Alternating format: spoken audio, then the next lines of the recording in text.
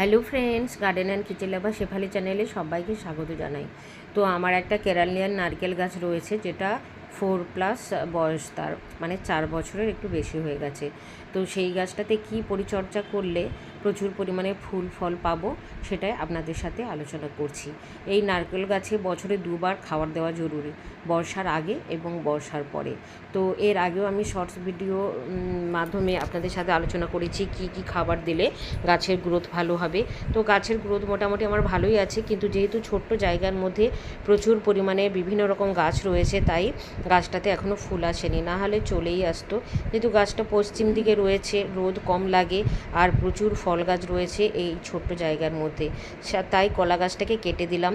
কেননা কলা গাছ প্রচুর পরিমাণে নারকেল গাছের খাবার, পটাশিয়ামের সোর্স সব কিছুই কিন্তু নিয়ে নেয়, তার জন্য কিন্তু গাছটা এখনও ফুল আসেনি, না হলে কিন্তু ফুল সহজেই চলে আসতো। এইদিকে আরও যে কয়েকটা জিনাইন কলার গাছ আছে সেগুলো কেটে দেবো। আর নারকেল গাছের 3 ফুট দূরে, গোড়া থেকে 3 ফুট দূরত্ব বজায় রেখে 1 ফুট গভীরতার একটি নালার মতো করতে হবে। তো দেখুন, কোদাল দিয়ে আমি মাটিটাকে কুপিয়ে এখানে 1 ফুট নালার মতো করে নিচ্ছি 3 সাইডে। আর একটা সাইড করব না, কেননা আমার জামরুল গাছ রয়েছে, সবুজ জামরুল, প্রচুর পরিমাণে গাছ ভর্তি জামরুল রয়েছে। তো আগের বছরও এইভাবে সার দিতে গিয়ে, নারকেল গাছে সার দিতে গিয়ে জামরুল গাছে অনেক জামরুল কিন্তু একদম পাকা পরিণত হওয়ার আগেই ঝরে পড়ে যাচ্ছিল, তাই এবছর এখনও আমি সার দিচ্ছিলাম না। কিন্তু যেহেতু খুব তাড়াতাড়ি বৃষ্টি চলে আসবে, তার আগে সার দেওয়াটাও জরুরি গাছে ফুল ফল আনতে, তাই জামরুল গাছের দিকটা একটা সাইড ফাঁকা রেখে আমি 3 সাইড এইভাবে 1 ফুট বরাবর নালা করে নিচ্ছি। আর এখানে কোনো রাসায়নিক সার দেব না, যেহেতু আমার জামরুল গাছ রয়েছে, যাতে ফলগুলো না ক্ষতি হয়, ঝরে যাতে না পড়ে। আর প্রচণ্ড গরম এই সময়, বৃষ্টির দেখা নেই, তাই এই সময় রাসায়নিক সার কিন্তু দেওয়া উচিত নয়। আজকে আমি সম্পূর্ণ জৈবভাবেই কিভাবে কেরালিয়ান নারকেল গাছের আপনারা পরিচর্যা করবেন বা খাবার দেবেন, সেটাই আপনাদের সাথে আলোচনা করব। তো এইভাবে দেখুন 3 ফুট দূরত্ব বজায় রেখে একদম নালার মতো করে কেটে নেব।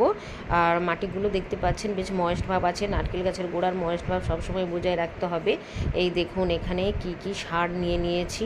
আর নিয়ে নিয়েছি 1 ব্যাগ পেঁয়াজের খোসা, আর নিয়ে নিয়েছি পুরো এই যে 15 থেকে 20 কেজির মতো হবে গোবর সার, 20 থেকে 25 কেজিও হয়ে যেতে পারে। আর নিয়ে নিচ্ছি 1 কেজির মতো মোটা দানার লবণ।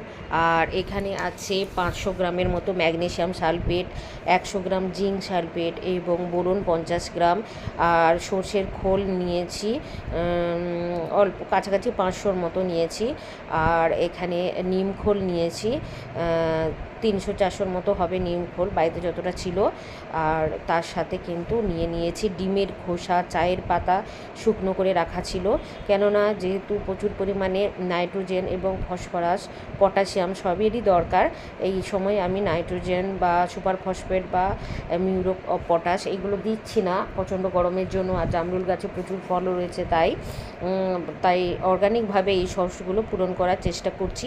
আবার বৃষ্টি হলে, ঠান্ডা হলে সমস্ত আমি ইউরিয়া বা সুপার ফসফেট, পটাশ এগুলো দিয়ে দেবো। দেখুন 3 সাইডে আমি সুন্দর করে নালা করে নিয়েছি। আর এই সাইডটা প্রচুর পরিমাণে জামরুল হয়ে আছে, জামরুলগুলো এখন ছোট, খাওয়ার মতো হয়নি, তাই এখন এই দিকটা আমি মাটি কাটলাম না। তো এরপরে যখন জামরুল খাওয়া হয়ে যাবে, জামরুলের বেশ কিছু ডালও কাটাই ছাঁটাই করে দেবো, যাতে নারকেল গাছে সম্পূর্ণ রোদটা লাগে ভালো করে নারকেল গাছের গোড়ায় এবং ডগাতে। তার ফলে কিন্তু গাছটা খুব সহজেই ফুল ফল চলে আসবে। তো জামরুল আছে বলে এই সাইডটা আমি মাটি কাটলাম না বা এই সাইডে সার দেবো না। তো দেখুন একদম পুরনো ঝুরঝুরে গোবর সার, কিন্তু এই যে একটা গর্ত খুঁড়েছিলাম 3 সাইডে, সেই নালা বরাবর প্রথমে আমি গোবর সারটা দিয়ে দিলাম। দেখুন একদম ঝুরঝুরে পুরনো গোবর সার। আর আপনারা চাইলে ভার্মি কম্পোস্টও দিতে পারেন, পুরনো গোবর সারও দিতে পারেন। এই যে গোবর সারটা একটু চারিদিকটা সমান করে বিছিয়ে দিচ্ছি সুন্দর করে। যতটা গভীর আরও করতে পারবেন, 1-1.5 ফুট গভীর করলে আরও ভালো, ততটা কিন্তু শেকড় খুব সহজেই খাওয়াটা নিতে পারবে। তারপরে এই যে লবণটা আমি বাড়িতে কেক বানানোর জন্য রেখেছিলাম, তো সেই জন্য কালারটা একটু এরকম ব্রাউন হয়ে গেছে। তো কোনো অসুবিধা নেই, এটা সহজেই আমি মাটিতে দিয়ে দিতে পারি। কেরালিয়ান নারকেল গাছের জন্য অমৃত বলতে পারেন এই লবণ, কেন এটা হচ্ছে নোনা জলযুক্ত, জলাভারযুক্ত জায়গাতে হয়। আর আমাদের এখানে যেহেতু মাটিতে লবণের পরিমাণ নেই, সেই জন্য আমাদেরকে এই লবণটা অবশ্যই দিতে হবে। আর এই যে মিক্সড জৈব সারগুলো নিয়েছিলাম সেইগুলো ভালো করে মিশিয়ে নিয়েছি, নিয়ে তার উপরে দেখুন সমস্ত এভাবে ছড়িয়ে দিচ্ছি।